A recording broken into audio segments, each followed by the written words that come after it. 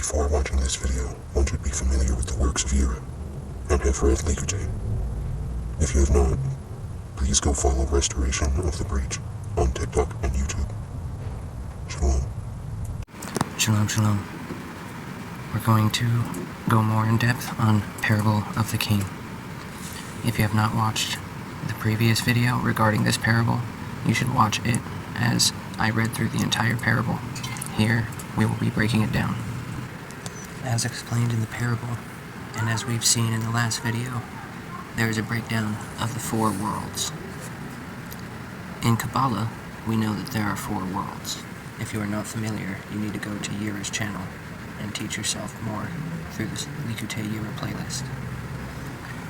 As we know, from Likute we learn that there's Atzilus, Berea, Yetzirah, and Asiya. This is the world of emanation, creation, formation, and action. Right? This is a breakdown from Likute, referred to page 444 or 445 to learn more. As we see, there are 4 princes in the parable, and each of the princes built a kingdom, and we learn from this breakdown that a kingdom refers to Malkuth, as we learn on the tree, which is the very bottom sphere on the tree. And so, a kingdom is a Malkuth of this tree of each form. As we learn, there's a tree inside of a tree. In all Kabbalistic works, you need to have what's called the oral Torah or construct Torah. And so it's the language of the tree, fruit, seed, containing tree. Which a tree is the worlds, as we just discussed. Fruit is the Sephiroth of each tree, the spheres on the tree. And then seed are the Partsufim, the names of the Partsufim you'll learn. Hokmah is Abba, Bina is Ima, Zeranpin is the bottom 6 Sephiroth, and then Malkuth is Nukva. Today we're going to be talking about Zeranpin, because in the parable, the delegate comes to the kingdom in the garbage dump. And this garbage dump is the world of the forms, the world of formation, Yetzirah. And we understand from Likute that there's a Yetzer HaTov, being a good inclination or front side to these forms, and Yetzer Hara, being a negative or evil inclination of these forms, being the backside. Later in the parable, we learn about the laws of each kingdom, to which the kingdom of the garbage dump, which is Yetzirah, is good and evil. The laws are according to good and evil in this place. Here it states, the 3rd kingdom, Yetzirah, was according to good and evil, being the 2 inclinations, called the Yetzer Tov and the Yetzer Hara. This is Yetzer HaTov, Yetzer Hara. And so this is exactly these 2 servants here. One day, the king heard a report of his rebellion in these kingdoms, and it was reported that the princes had made themselves kings. And so what did the king do? He chose a certain poor person to be his delegate. As it is written, better is a poor and wise son. And he gave to that poor person the insignia and seal of the king. As we can see, here are the worlds, this being the princes, right? And each of these forms have a tree within them. This will be in handy later.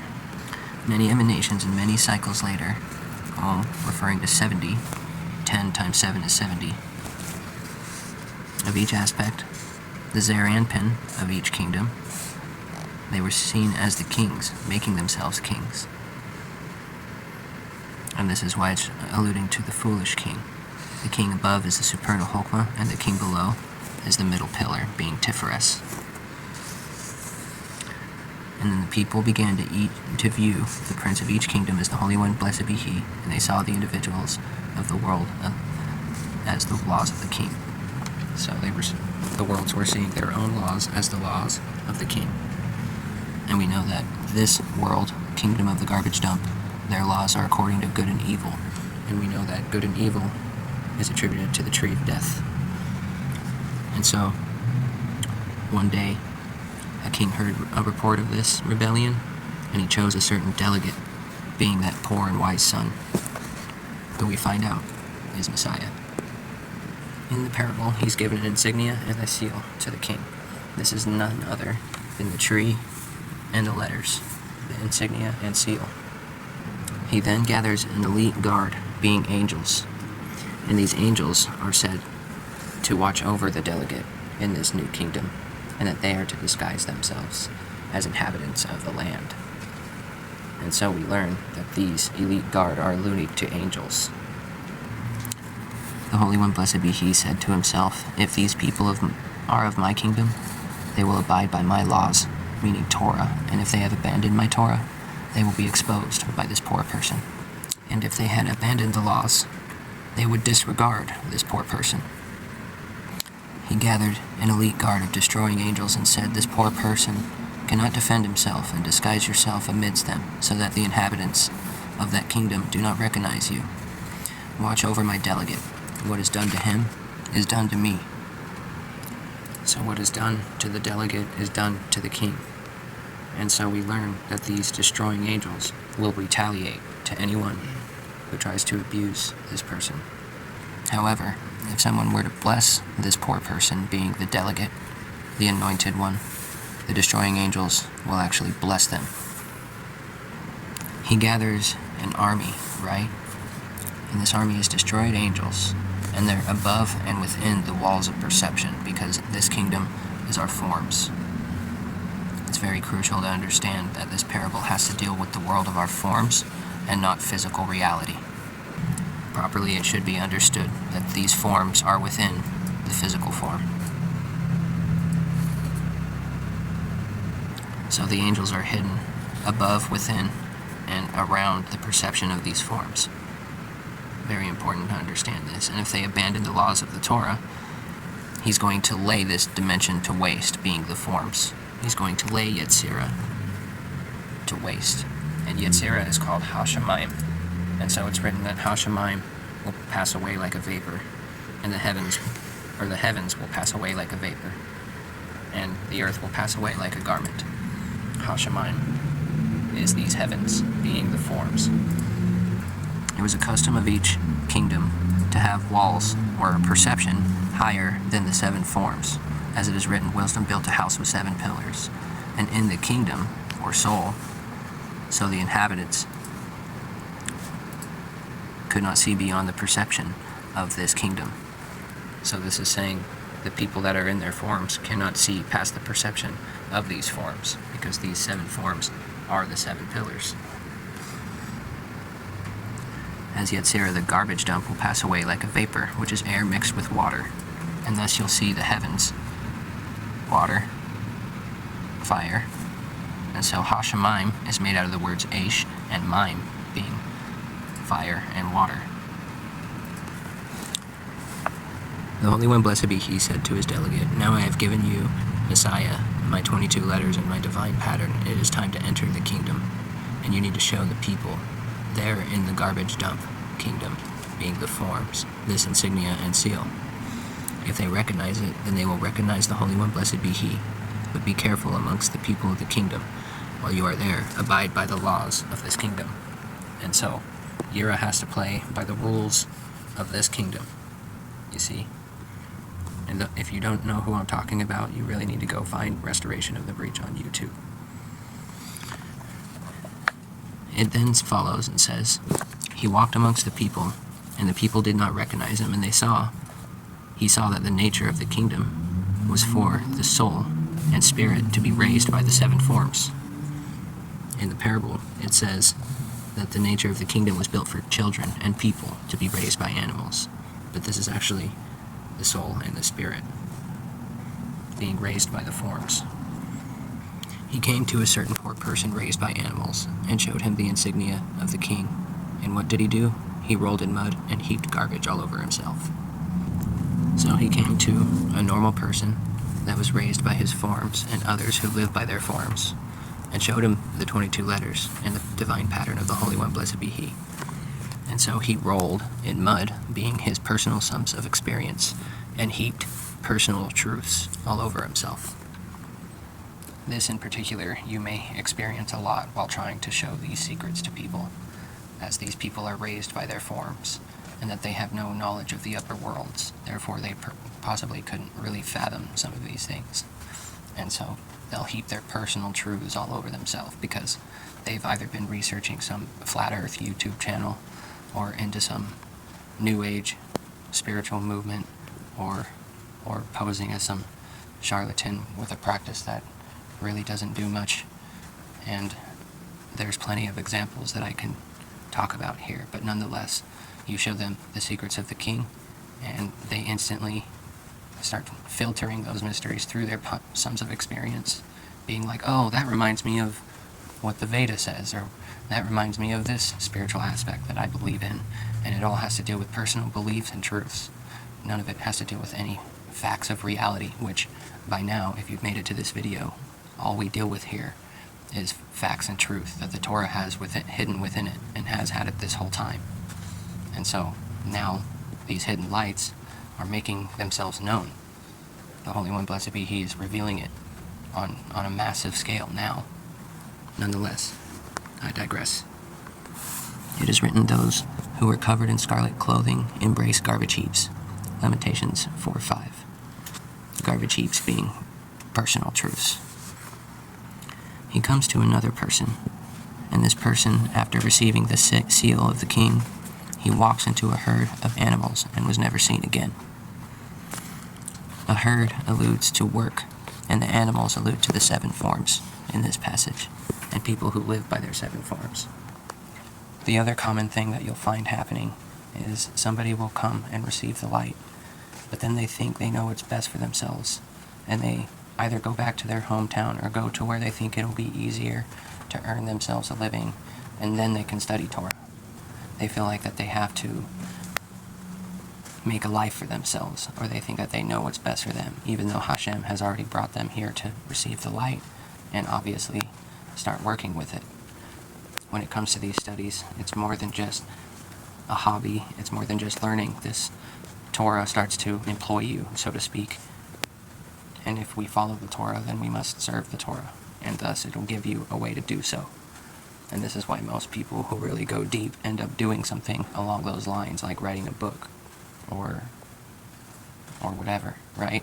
Not very many people are this close to the Torah out in the actual West, but we have a prime example, the one who wrote this book. And so, as we can see, this part of the parable is alluding to people who get lost into a career, or getting stuck into some 9-to-5, or they're in an endless loop, and they have nothing in their savings account to show for it, and wasted time goes by when they could have came, served, and been blessed. And I'm somebody who's seen this happen multiple times, and haven't necessarily fell for that trap yet, but I still have my own tikkuns. Nonetheless, when you get a job, you kind of start hanging out with your coworkers, and you start form breeding with these coworkers. In Likutei, it talks about something where the serpent that mounts these forms decide to breed with someone else's forms, and so in this case, it is somebody who's forcing a narrative on other people, or even just naturally, you start to see things in the same likeness because the forms start to breed with other people, and this naturally happens. There's nothing you can really do to avoid it. And if you're going to work and connecting with people that know nothing about these mysteries and know nothing about Hebrew, then you're eventually going to lose the little bit of light that you might have. In the following passage, another person proclaims, "This is not food, we only eat the shit of animals and garbage in this place," and he immediately rejects the food of the king, after asking the delegate for some food. In this breakdown it says, "This, being the secrets of the Holy One, blessed be He, is not food, and we only eat the refuse of material creation of the 7 forms and people who live by their 7 forms, and materialism in this place." Materialism is the same word for donkey in Hebrew. And in the next passage we will see a hint to this. But nonetheless, people will reject this, and it's because that they've been raised by somebody who taught them a certain way, and like in Christianity, for example, they're all taught if Jesus isn't mentioned, it's evil, right? And so under that narrative, they reject the food of the king being the secrets of Torah and the secrets that Yira passes on freely. They reject them, all because of a certain narrative that someone else pushed on them that was given by the seven forms, which most of the time it is based around materialism, and he immediately rejects the secrets. But next, a pig walks by, and then it began to defecate, and as soon as it had finished, it produced a pile of dung the size of a white donkey, alluding to this materialism. And what happened? That beggar rushed to the pile of dung and began to gorge it. And so this pig, alluding to Christianity, walks to the personal ideas that come from the mental form. So there's two things here. First, a Christian is called a pig. A Christian is called a pig because a pig is an unkosher animal because it does not chew the cud, but it has a split hoof. These are some of the kosher marks that an animal must have in order to be considered kosher. And if an animal has only one of these marks, it's not kosher. And so the pig does not chew the cud. The pig eats everything you throw at it, and it rolls in filth. And so this animal is considered an animal of defilement, right? It's a garment for a spirit of defilement, because we are in a place that's considered to be the opposite of the Holy One, blessed be He, right? And so there's spirits of defilement, and they have garments, and one of them is a pig. And with that being said, we can see that they have a split hoof, but they do not chew the cud. Well, chewing the cud alludes to studying Torah, right? Because really, we consume these lights. We consume fruit off of a tree, so to speak, right? And so wheat is often alluding to letters in other parables. And so chewing the cud, we can understand that this is chewing with our yesod, because our mouth is the yesod of our face. And so we chew with our mouth. Well, when we contemplate letters and discuss letters and study letters, this is considered chewing the cud. And studying Torah is called chewing the cud. I will give a brief demonstration. Here we can see, once again, the serpent with 6 wings being his 6 forms.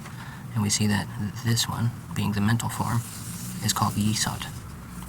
And when applied to the tree of the face, we see that words are Malkuth, and that the mouth is Yesod, because Malkuth is the emergence of Yesod.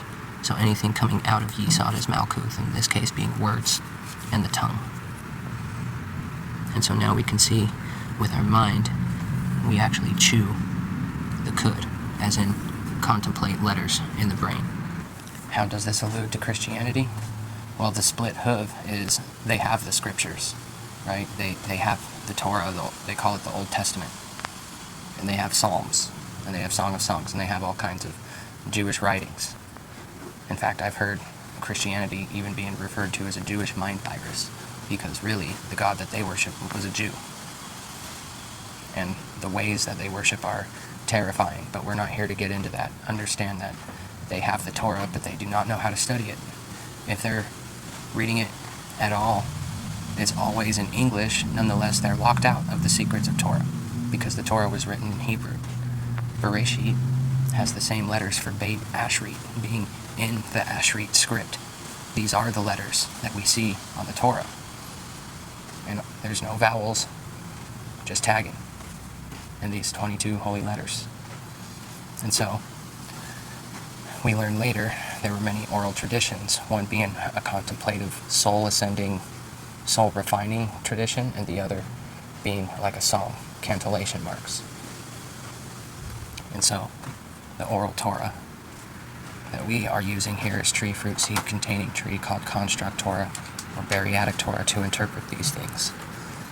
The Christians do not do this, and because of it, they are called a pig. And so this Christian spews personal ideas from the mental form. Just as there's a tree of the face, we also have a tree of the body. Head being the keter, right, and the yesod, alluding to the reproductive organ. As we see, the yesod being the mental form is being alluded to here. Personal ideas from the mental form. And the reason why it's called defecating, or being referred to as shit, is because it's coming out of the backside of the mental form, or the evil inclination. And so, as soon as it had finished the personal ideas about religion and God, it produced concepts, the size of death and the stubbornness of an ass, right, alluding to this white donkey. And so the beggar, the poor person of the land, rushed to the concepts and embraced the ideas of human beings and man-made religions as opposed to the secrets of the Torah. Messiah then walked by a certain house and saw an older woman. She begged for water, and this poor person said, "Here is water of the king." And what did she do? A certain dog emerged from the house and defecated, and she ran and consumed it and proclaimed, "I will eat now, and I will seek water tomorrow." And so this certain house that Messiah walks by is a church, and he sees an older woman, being a Catholic woman, and she begs for Torah, or scriptures. And so he gives her the water of Torah, being the letters. And then she ends up running into another religious leader. He comes out of this church. And so she sees him, and she runs and goes after this dog after it defecates, being spewing personal ideas from Yesod about religion and God. And then she went and consumed these religious ideas of that leader. And I will eat the man-made concepts and ideas about God which are likened to dung, and I will seek scripture tomorrow. Messiah then comes to a homeless person, being homeless in the land, and then the homeless person says, "I have no place to live," and Messiah gives him a place to rest by the king. And he ends up proclaiming, "We make our houses out of 7 forms, which are out of garbage, and personal ideas and beliefs," and heaped the personal beliefs upon himself. So this person comes to Messiah looking for refuge, some type of spiritual advice, and he gives him advice that would be rooted in the mysteries of the Torah and the Sod interpretations. And then that person, in turn, would reject these ideas because it's not advice that they wanted to hear. Like I said before, people think they know what's better for them, and that's kind of the issue. As we understand, the endless wanted to experience the opposite of itself, right? And so it concealed itself, allowing a vacancy to come in, and then the world to come in, right? So if everything here is the opposite of itself, the endless, being an all-knowing entity that fills all space with its presence, the opposite of that would be something that doesn't know anything and doesn't really occupy any space, and if anything, is a waste of space some days. If somebody's just living through their forms, they are just a waste of space. He then approaches the gates of the courthouse, and all he sees is animals making laws. Or, essentially, he sees lawmakers using their 7 forms, and people who live by their 7 forms are the ones making laws. And so, we understand that the forms are always operating to good and evil. What's good, what's bad, and no one's worried about what's holy. And then he approaches a castle, and he sees animals at the gate. This castle being the rich of the world. And all he sees is the forms of people, and people living by their 7 forms, and the rich of the world. He then proclaims to the whole town, saying that angels are prepared to besiege the land, and all of them cackle like a hyena, jump from windows and laugh like monkeys. And then a certain pig comes forward and pisses, and all the animals come to drink it up, and an ox comes and defecates, and they all ran and consumed that. And then birds were high up on the castle walls, and they threw trash down and immediately ran, and they clothed themselves in this garbage. And then the angels attack those that hurt Messiah. The delegate comes, and one scoffs at him, and then he suffers a seizure. Another laughs at Messiah, and his family perishes. Another mocked Messiah, and he immediately had boiling pig fat fall upon him, and he became disfigured. He comes to the certain gathering spot, being Torah, right? So Jews. One scoffs, and he immediately receives damage to the root of his brain. The one that laughed lost his rectified aspects of himself, that is called family, being Abba, Ima, Zeran, Pin, Nukva. Another mocked, alluding to Yesod, and immediately the religious Christian ideas fell upon him, and he became disfigured, or his forms became disfigured. So this disfigurement of his forms happens because he starts to consume these ideas that are made by forms, and then his forms can no longer stand up right or operate correctly because of the certain beliefs that they have. And so naturally they'll defile themselves, like eat pork or cheat on their wife. And then all they have to do is just pray that Jesus forgives them and that his sins will pay for it in the end. And then they don't have to have the consciousness about it, right? They don't have to have the guilty conscience. Finally, towards the end of this parable, he does meet people who have heard of the old ways, and they recognize the seal and the insignia of the king, and they ask him what to do. And he replies, "Make for yourselves a copy and insignia of the seal and keep it with you. And then when the destroying angels come to besiege the kingdom, they will spare you." We understand that it is the 22 letters and the divine pattern, being this insignia and seal. And by writing it down, we learn that these things, hence letters and mysteries, become engraved onto our soul.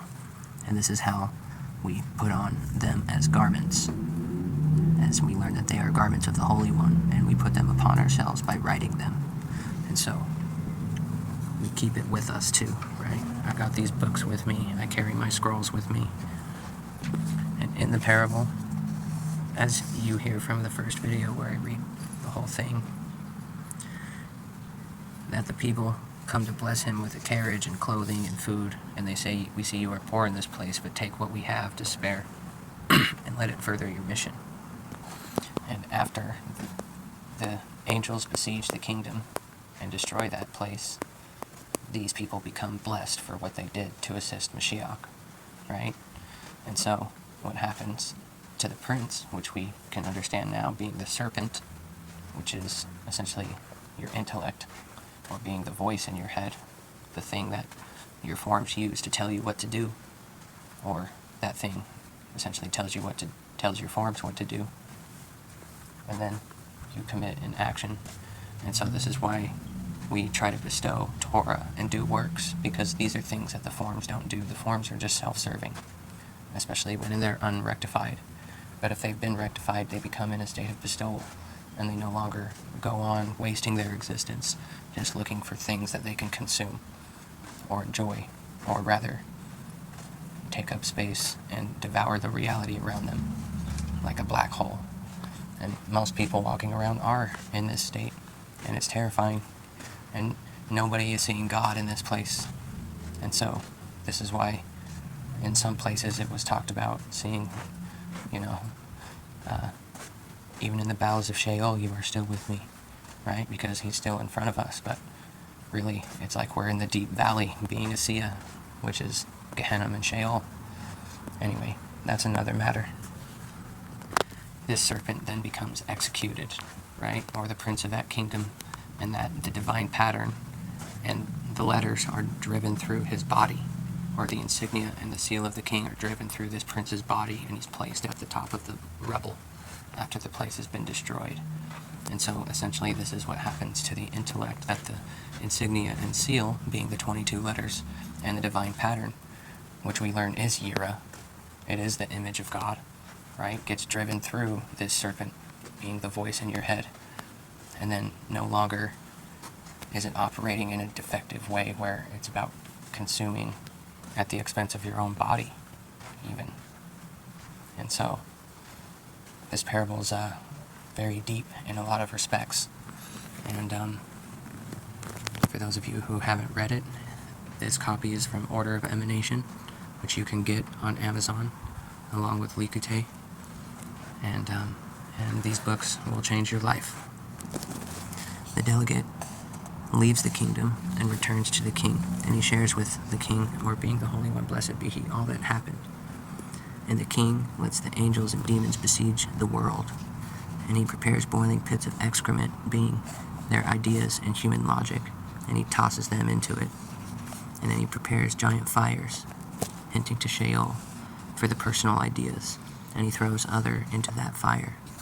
And he bursts the bowels of other, and scoffs at him, as it is written, I will spread dung on your faces, and I will mock you from the heavens, and laugh when terror seizes you. This is because there's a lot of things, actually, to this one. Laugh when terror seizes you, we can understand that laughing is attributed to Gevura, which is judgment. And so this is why it says, I will mock you, and I will laugh at you, alluding to Gevura, judgment, left side. And so those who are shown the insignia and seal of the king, essentially, if they reject it, are going to have extreme consequences or extreme judgments fall upon them. Especially if they could understand and see what was happening, and they still turn away blindly. And those kind of people are actually terrifying, because those who actually see the light cherish this light. And so, anyways, it says, mock you from the heavens and laugh when terror seizes you, and then I will spread dung on your faces. Being the personal ideas, right? But also, there's a Peshat understanding that gets a little graphic here, but as we know, when someone dies, their body begins to rot from the inside out.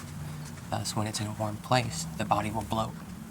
And then the stomach bloats until it pops, and the excrement is spread onto the faces of the individual if they're laying on their back. And so, this is this is literally Elohim, or nature, doing it, right? Spreading dung on the faces. This is a Peshat understanding, of course, and a mystery to be looked at. God is in all things, both death and birth. And so we can see that he does mock, right? And death is often judgment, but also rectification, right? Because righteousness perfumes justice, and so we can see the holiness behind such things. He then drags the prince out of the castle and executes him, and the insignia and seal is driven through his body and placed at the top of the rubble of the kingdom, made of the garbage dump. This is the serpent, or the intellect, that gets the 22 letters driven through it. And later, the demon saw authority of the king, and by his seal and insignia, they proclaimed aloud, pay homage to the king. And the angels saw the insignia and seal, and they bent a knee to serve their master.